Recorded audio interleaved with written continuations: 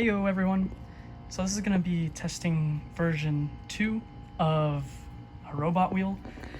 So just looking at the difference, the main difference here is we've added a metal piece to the inside of the wheel. That way the plastic does not deform from the D wheel or the D shaft from the motor constantly starting and stopping.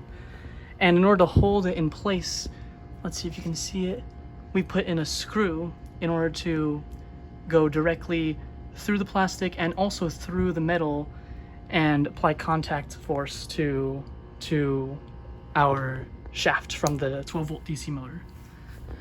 And so what we're going to do is we're going to see how the amperage supplied to the wheel changes by applying some resistance to it. I'm just going to use my hand, and for that we're going to have a 12-volt supply here, and so we're just going to start that up right now. So we're at 12 volts, wheel spinning. So you can see that it's not making any contact at all to the wall. And right now we're at 0.101 amps from the DC motor. And so I'm gonna go ahead and supply some force onto the side, some resistance, and see what happens to the amperage. So you're gonna probably hear when I apply it, but I'll let you know when I do. Starting now. It's increasing. I'm gonna try to stop the wheel. And right now the wheel's at a stop. And we're about 2.2 and decreasing. And so now if we start it up again, now we're gonna be back to approximately 0.1 amps.